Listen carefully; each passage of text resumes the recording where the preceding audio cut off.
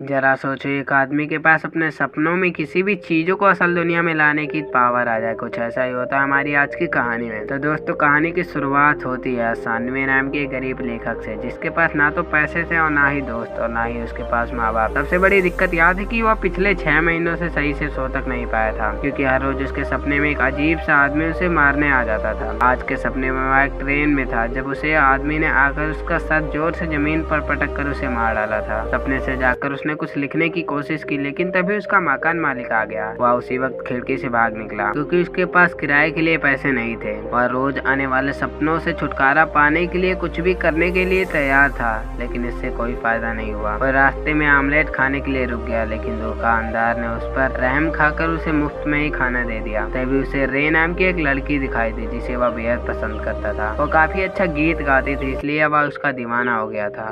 उसी वक्त उसका बॉस सांगवे आ पहुंचा। सांगवे वहां से उसे देखते ही वहां से भागने लगा। सांगवे ने उसे जल्दी ही पकड़ लिया और उसे एक रेस्टोरेंट में ले गया। उससे खाते खाते उसे टाइम पर न लिख कर देने के लिए डांट भी लगाए। सांगवे ने उसे समझाने की कोशिश की कि रोज आने वाले इन सपनों की वजह से वह सही से सो तक नहीं पा रहा है, लेकिन सांगवे ने साफ सीधा कह दिया कि तुम अगर 10 दिन के अंदर पूरी कहानी मुझे लिख कर नहीं दिए तो मैं तुम्हारी कहानी ही खत्म कर दूंगा। फिर जब बेचारा घर लौटा तो उसने देखा कि मकान मालिक ने उसका सारा सामान बाहर फेंक दिया था। वो एक कैफे में जाकर लिखने बैठा, लेकिन भूख की वजह से वह बेहद कुछ सोच भी नहीं पा रहा था, तो वह बेचारा सो गया। सपने में ही वह उस आदमी ने उसका गला घोटकर उसे उस टेबल पर ही पटकना शुरू कर दिया। सपने में मरने के बाद जब वह सानवी की आँख खुली तो उसने देखा कि उसका लैपटॉप ही चोरी हो गया है। वह कितना बुरा हो रहा है उसके साथ। अब उसकी हालत इतनी खराब हो गई थी कि वह बेचारे को सपने और आम जिंदगी में क्या असली और क्या नकली कुछ भी समझ नहीं आ रहा था। इसलिए उसने सांगवे को मैसेज करके कहा कि आज के बाद वह उसे कोई भी स्क्रिप्ट लिख के नहीं दे पाएगा। और रे के कैफे के सामने ही वाली बिल्डिंग की छत पर गया और उससे पहले कि वो कोई गलत कदम उठाता, आमलेट वाले आदमी ने उसे एंड मौके पे आकर रोक लिया। थोड़े खाना देने के बाद वह सांगवे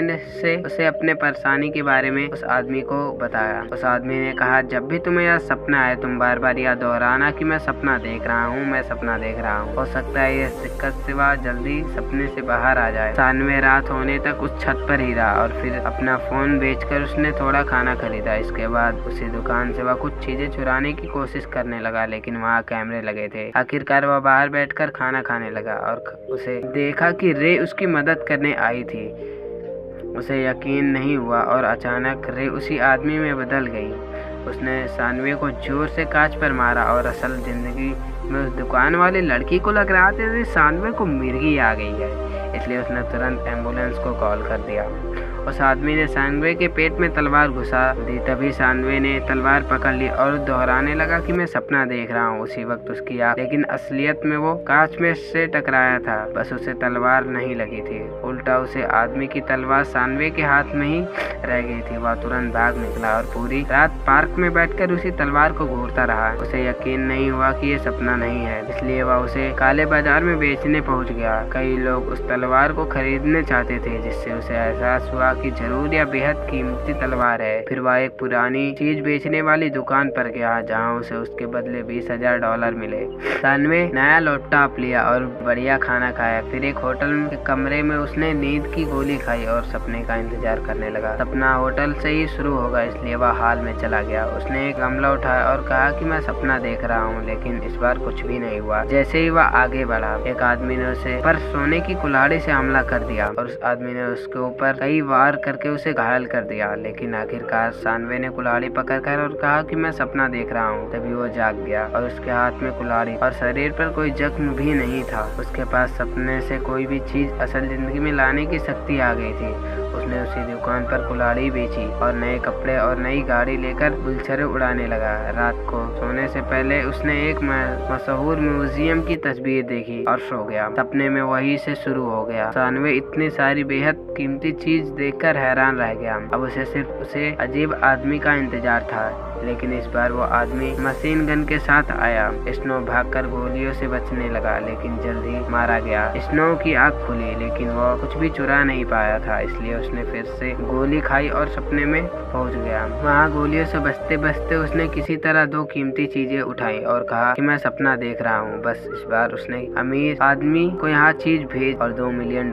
कमा लिया। वहाँ से निकलते ही सांगवे ने उस पर हमला कर दिया, क्योंकि उसने एडवांस लेकर उसे कहानी नहीं लिख कर दिया था। सांगवे ने उससे सारे पैसे लौटा दिए और कहा कि अब वह कहानी नहीं लिखेगा, क्योंकि भाई अब वह बड़ा आदमी बन गया था, कौन लिखेगा कहानी वहानी। अगले दिन वह रे की कैफे में गया उसे मिलने, लेकिन वह तो उसे पहचानती ही नहीं थी। सांगवे को पता चला कि रे अपना कैफे बेच रही है, क्योंकि उसे काफी घाटा हो गया है। रात को सांगवे फिर से उससे मिलने आया और पूछा कि तू रातों रात इतना अमीर कैसे बन गया भाई। सांगवे उसे होटल के कमरे में ले गया और उसे रानियों के सोते ही उसका बटवा तलाशने लगा। अचानक सांगवे अपने सपनों से सोने की चैन लेकर वापस लौटा। सांगवे हक्का बक्का रह गया।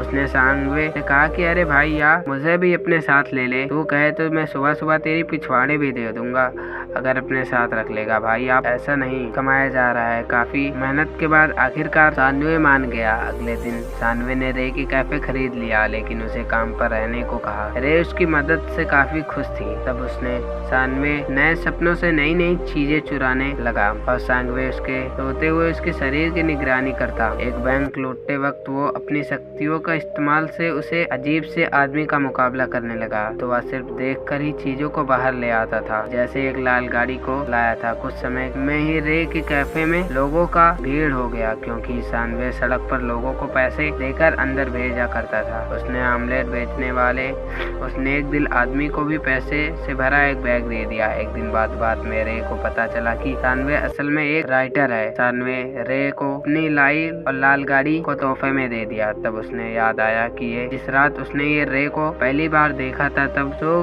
के बाद रे की अपने बॉयफ्रेंड से लड़ाई हो गई थी। फिर काफी समय तक सांगवे ने उसका पीछा भी करता रहा। सांगवे खुद से फिल्म देखने ले गया, लेकिन रे तो उसकी लिखी हुई फिल्मों को देखना चाहती थी।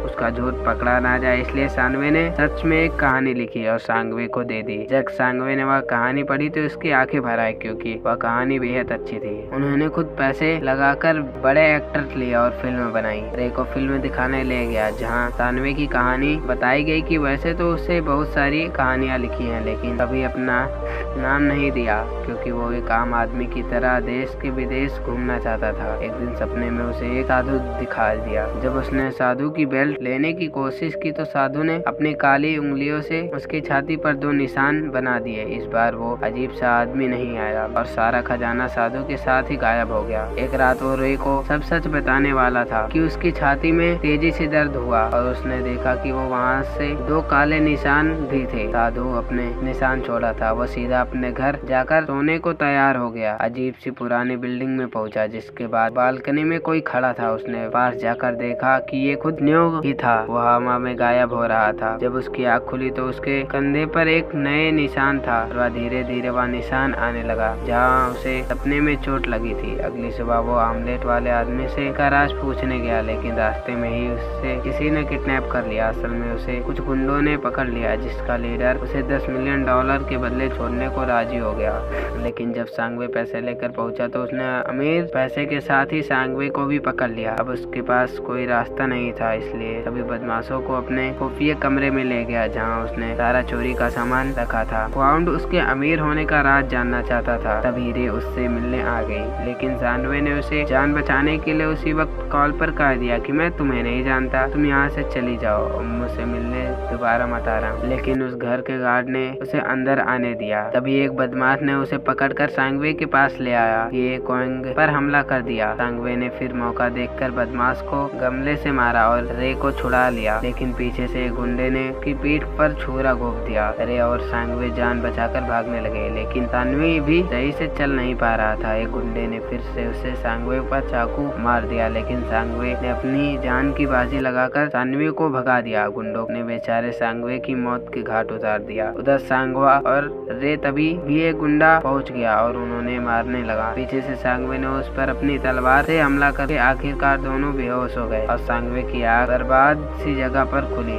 सामने उसने एक चमकती दीवार को छुआ तो उसे अपनी जिंदगी के पिछले कई हफ्ते दिखाई देने लगे। उसने असल जिंदगी में सपने दोनों शामिल थे। उसने देखा कि उसे रात दुकान के बाहर उसने एम्बुलेंस ले गई थी। इसके बाद उसे कांच की दीवार दिखी जिसे वो तोड़ने लगा और सपने देख रहा हूँ, मैं सपने देख रहा हूँ कहने लगा। कहते कहते सांगवे की काफी खून बह गई थी और वह वहीं पर बेहोश हो गया। अचानक उसका शरीर बदलने लगा और वह खुद भी एक अजीब सा आदमी में बदल गया। उसके हाथ में एक तलवार थी जिससे उसने दीवार तोड़ना शुरू कर दिया। साथ साथ उसने देखा कि वो अजीब सा आदमी बनकर मकान मालिक और सांगवे को पीट रहा है क्योंकि उन्होंने उसके साथ बुरा किया। आखिरकार जब दीवार टूट रही थी वह अजीब सा आदमी सांगवे के कमरे में से निकला जहाँ सांगवे का शरीर भी धीरे धीरे जाग रहा था। उसने आदमी ने एक एक करके सभी गुंडों को खत्म कर दिया। फिर वो सांगवे को मारने पहुंचा लेकिन सांगवे ने कहा कि मैं सपना देख रहा हूँ। उसी वक्त उसकी सपने से चुराई हुई सारी बेहद कीमती चीजें गायब होने लगी। सांगवे एक बार फिर से बेहोश हुआ और जब उसकी आँख खुली तो उसने उसी दुकान के बाहर बैठा था।